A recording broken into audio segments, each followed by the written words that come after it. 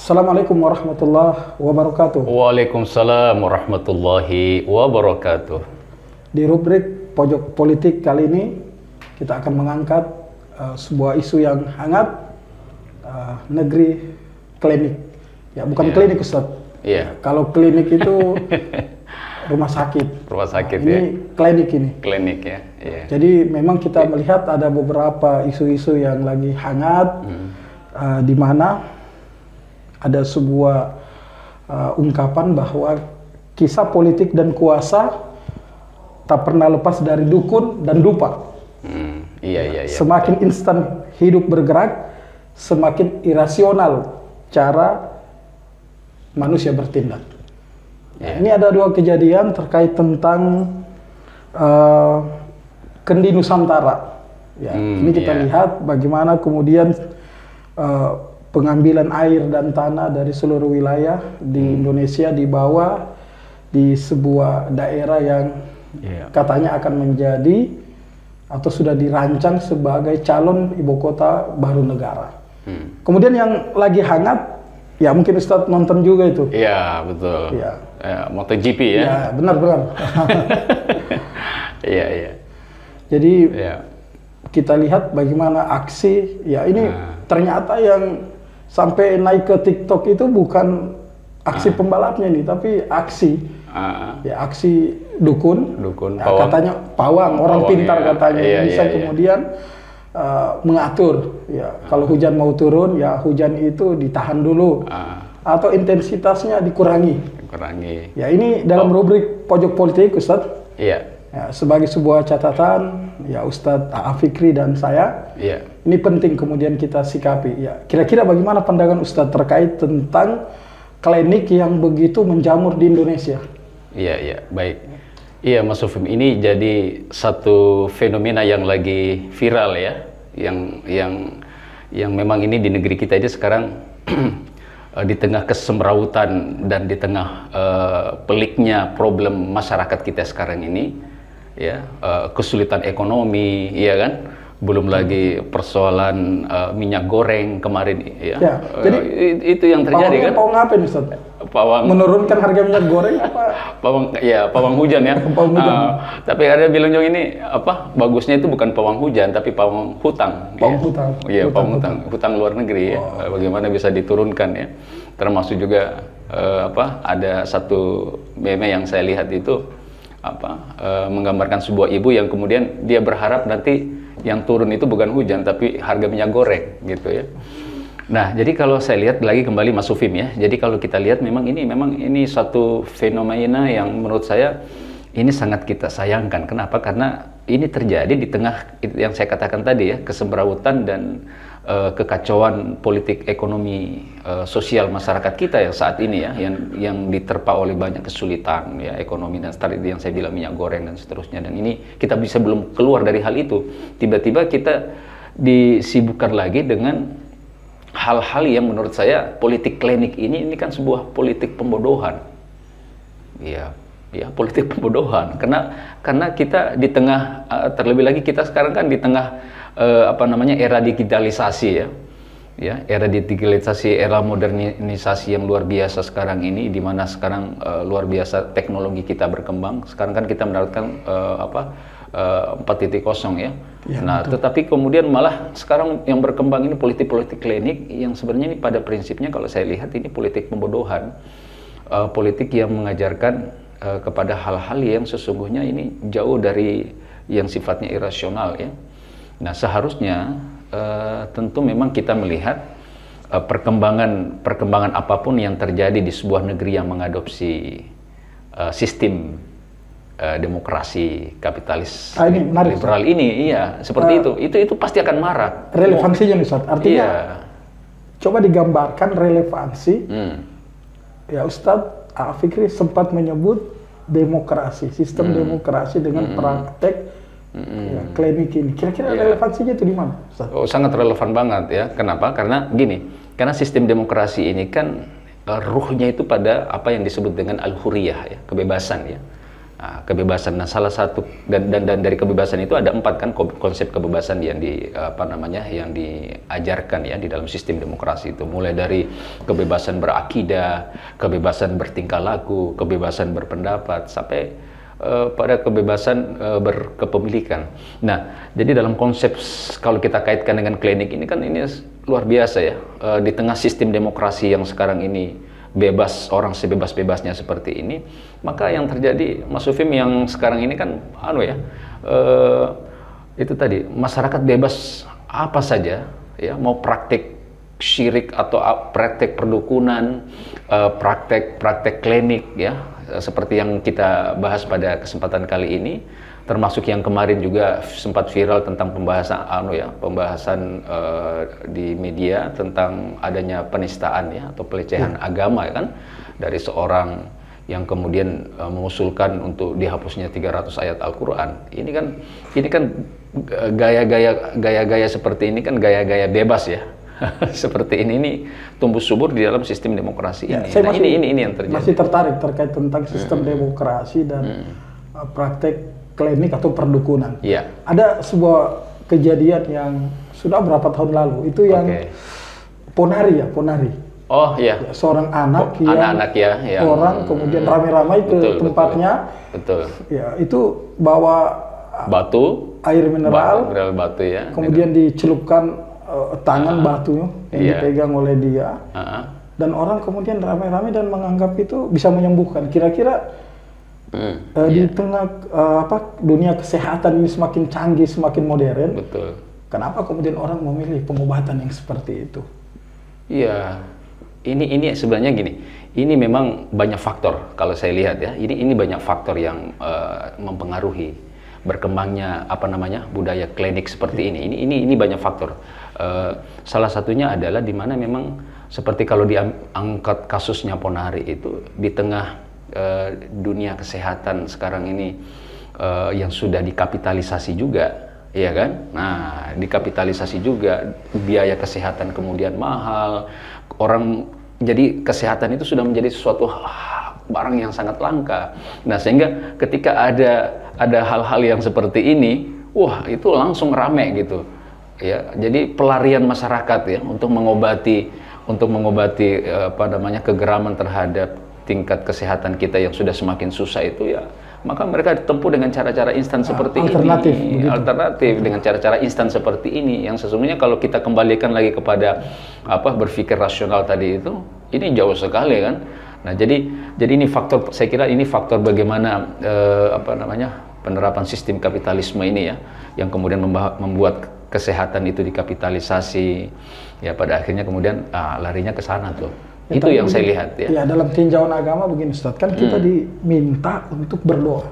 Betul. Meminta kesembuhan. Betul. Artinya seperti hujan, kita berdoa.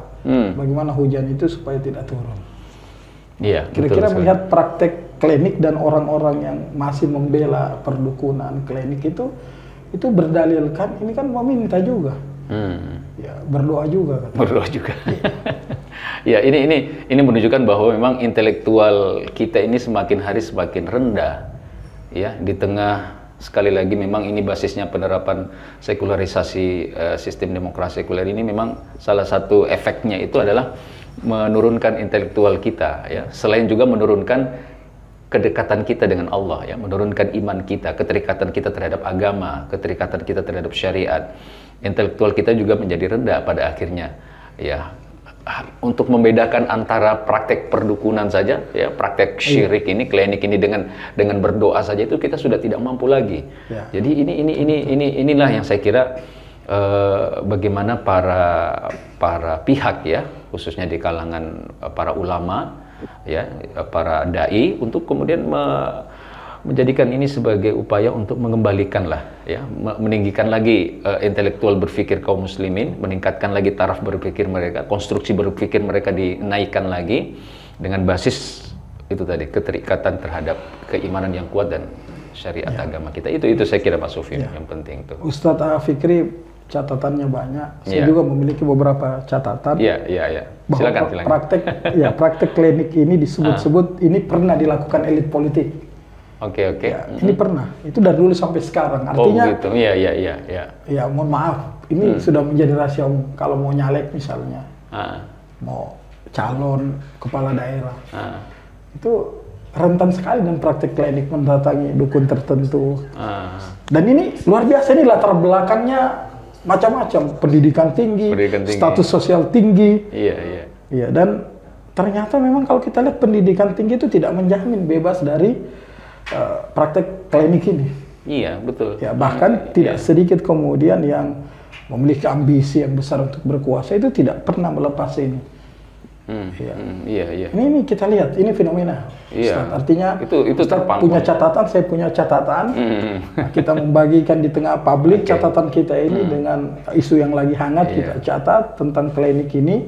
Ya, Ustaz mengarahkan bahwa ini tidak lebih karena itu demokrasi ini yang diterapkan. Jadi artinya bahwa memang ini tidak berbanding lurus ya antara jabatan yang dimiliki dengan gelar yang dipunya, itu tidak berbanding lurus dengan tingkat intelektual kita ya. Nah, saya kira memang faktor kuat daripada penerapan sistem demokrasi kapitalisme ini menjadikan ini ya, orang itu tadi ya, konsepsinya tadi kebebasan itu ya, sampai kemudian pada akhirnya mereka mengambil jalan pintas untuk meraup kepentingan-kepentingan yang sifatnya duniawi. Nah, seharusnya kalau saya begini ya, Mas Sufim, satu juga ya, yang menurut saya kira bahwa sebenarnya kan kalau kita kembali ke praktek-praktek klinik ini dulu ya, kalau kita kembali itu kan masyarakat kita itu menjadi hal yang tabu gitu loh, iya kan, menjadi suatu hal yang sangat malu gitu. Ya, dan memang saya kira juga di elit-elit politik atau di elit-elit manapun juga, semua orang itu hampir rata-rata itu punya punya klinik-klinik yang mereka simpan. Iya, gitu. Tetapi kan mereka sembunyikan, ya kan, mereka tutup. Nah, tetapi di rezim dan di sistem sekuler radikal yang semakin radikal ini, sistem sekuler radikal ya seperti ini kan politik klinik ini dipertontonkan gitu loh. Ini yang juga menjadi suatu hal yang menurut saya, wah, ini sudah parah ini ya, dipertontonkan begitu pas seperti yang kasus kemarin terakhir di pagelaran MotoGP itu kan. Itu dipertontonkan seperti itu kan menunjukkan bahwa memang ini luar biasa ya, politik pembodohan akibat praktek-praktek klinik ini yang diterapkan di tengah sistem demokrasi kapitalisme ini luar biasa. Nah, saya kira, lagi-lagi kita mendorong, Mas Sufim, ya, lagi-lagi kita mendorong bahwa ini menjadi satu tantangan buat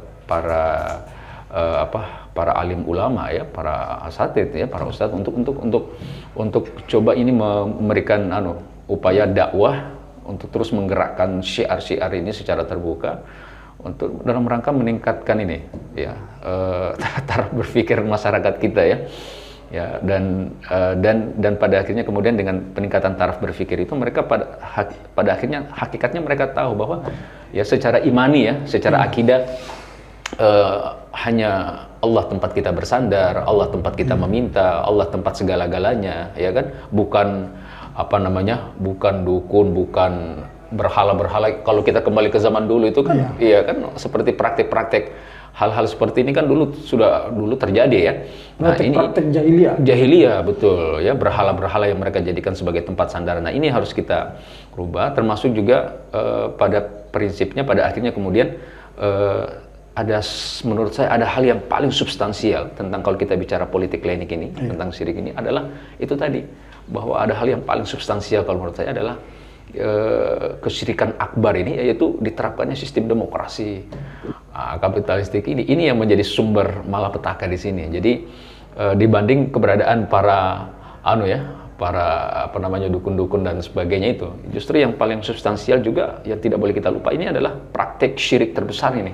Ini demokrasi ini yang harus kita singkir. Dukun ini tumbuh subur praktek perdukunannya, praktek klinik karena berada dalam sistem demokrasi yang menganut paham kebebasan. Terus demokrasi sendiri itu kan sebagaimana yang Ustaz Fikri sampaikan itu mengandung syirik akbar. Ya, itu dari aspek kita memilih pemimpin atau dari aspek aturan yang hendak diterapkan. Ini kira-kira pandangan lebih tajamnya ini seperti apa? Iya. Jadi begini Mas Supim, kita harus melihat bahwa demokrasi ini tentu tidak hanya sekedar sebagai sebuah uslub politik di dalam memilih memilih seorang calon pemimpin ya. Tetapi lebih daripada itu, kalau kita kembali kepada asalnya ya, kita kembali kepada sejarah, histori daripada faham demokrasi itu sendiri, ini sangat bertentangan secara diametral dengan konsepsi Islam yang paling asasi ya, di mana demokrasi ini adalah sebuah satu konsep yang menjadikan kedaulatan itu ada di tangan manusia kan, seperti itu Mas Ubib. Nah, sementara Islam menempatkan bahwa kedaulatan itu ada di tangan Allah dan Rasulnya, kedaulatan itu ada di tangan hukum syara. Jadi oleh karena itu di sini jelas kalau dikatakan di dalam Al-Quran itu kan jelas sekali, innal hukmu illa lillah. Jadi hak prerogatif untuk menetapkan hukum itu hanya ada di tangan Allah, bukan di tangan manusia. Nah, inilah yang saya kira ini suatu hal yang sangat bertentangan secara diametral ya. Jadi sehingga saya mengatakan tadi itu ini sebuah syirik besar yang terjadi di tengah-tengah kehidupan umat manusia sekarang ini, tak terkecuali di negeri kita ini kan. Dan dari perilaku syirik akbar ini yang nyata-nyata terpampang di hadapan kita ini berefek ya, berdampak pada semua aspek lini kehidupan manusia. Berarti begini Ustaz, edukasi politik, ini kan pojok politik ini. Betul. Jadi edukasi politik podcast di umat pojok ini, politik. Ya, ini perlu edukasi politik. Kenapa banyak umat yang tidak paham dengan beberapa sistem, beberapa pandangan-pandangan hidup yang mungkin mereka merasa itu sesuai dengan Islam. Seperti demokrasi. Apalagi kalau kita kaitkan dengan praktek klinik ini, ternyata memang sangat berhubungan dengan pemahaman kebebasan yang itu dalam sistem demokrasi memang itu yang dijunjung tinggi. Iya, betul. Harus bebas. Ya, walaupun orang mengatakan ya bebas dengan tetap pada aturan katanya. Iya, betul. Tapi aturan tidak melarang yang namanya perdukunan, tidak melarang namanya klinik dan lain sebagainya. Iya. Kecuali melanggar hukum positif, misalnya dengan praktek perdukunan itu ada unsur penipuan, ya unsur penipuan. Ini menariknya Ustaz, memahamkan umat ini kan agak susah saat ini karena umat itu memandang kalau bukan demokrasi pasti diktator, dan demokrasi itu yang lebih baik daripada yang lain. Ya, jadi kita dari klinik sampai ke sistem misalnya, pojok politik.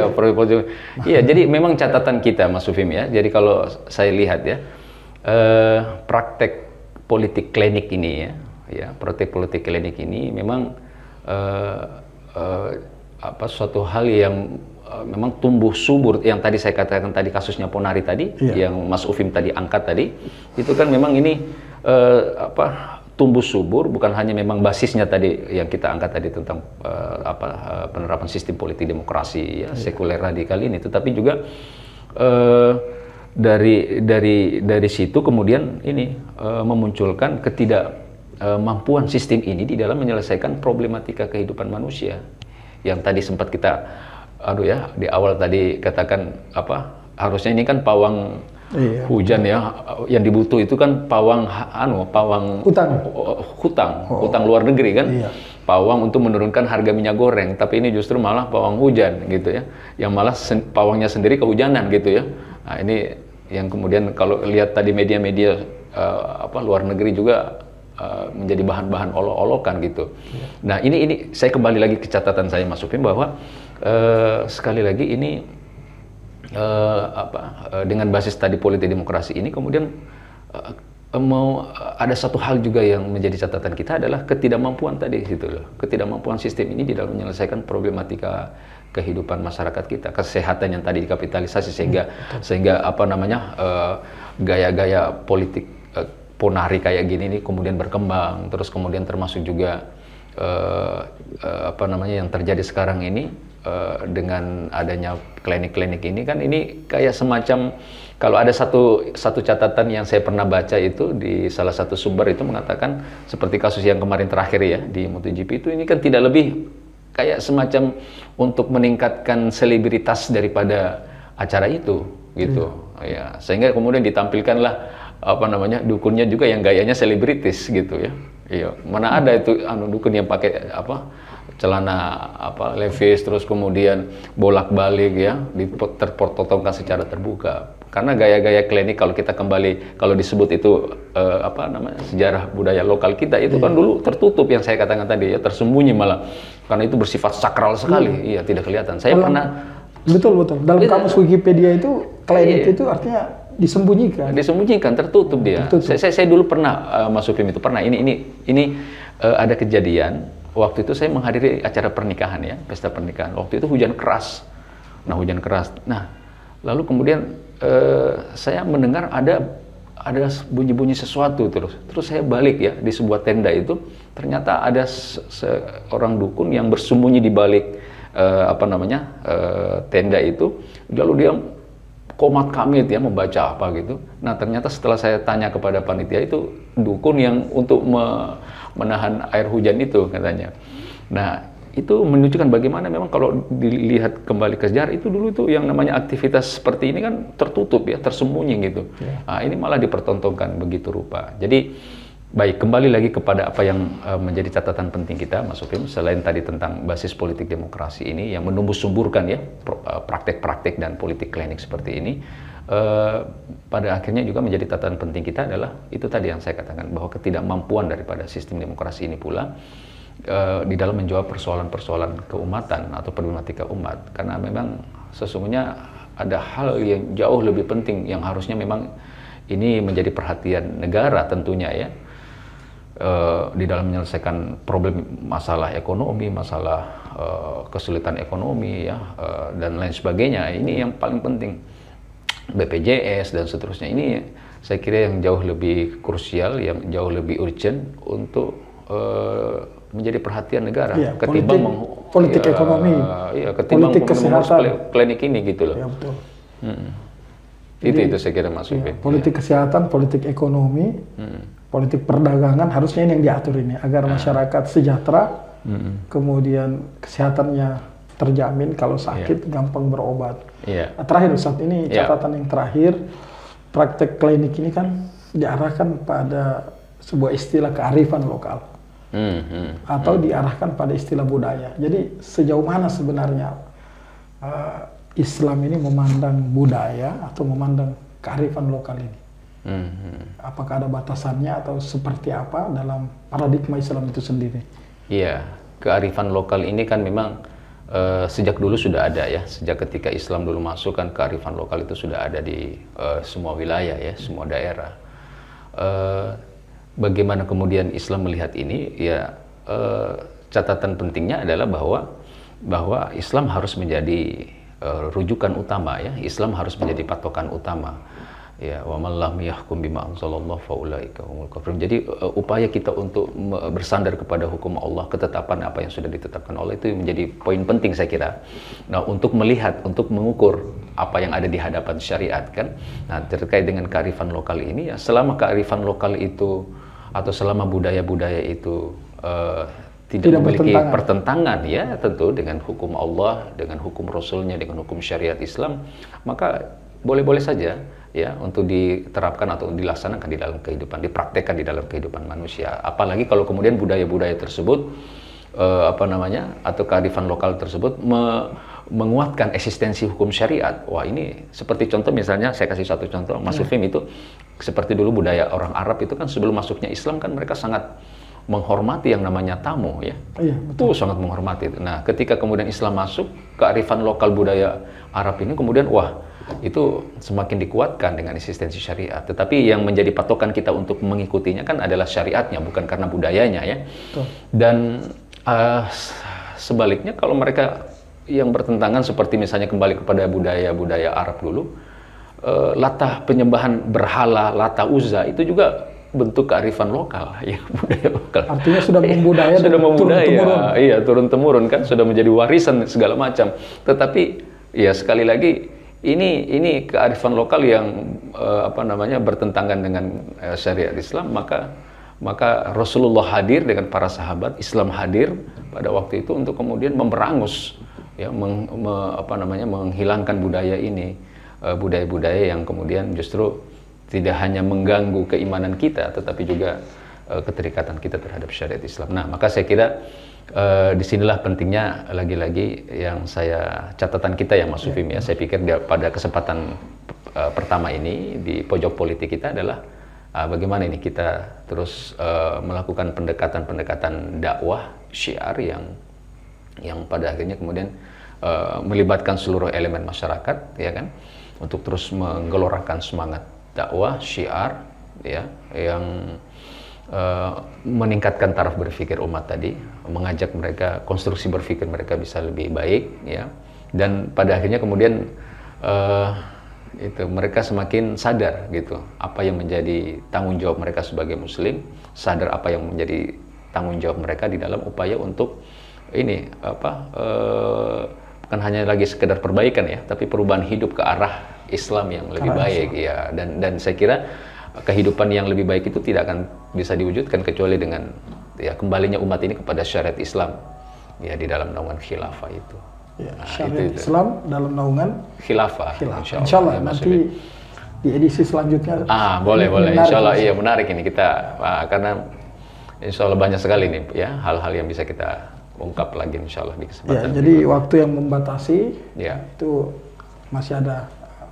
Tadi sempat diusik tentang khilafah, dan ini isu yang hangat. Tapi insya Allah di next time boleh. Kita ketemu lagi ya. Kita akan bahas. Oke, siap.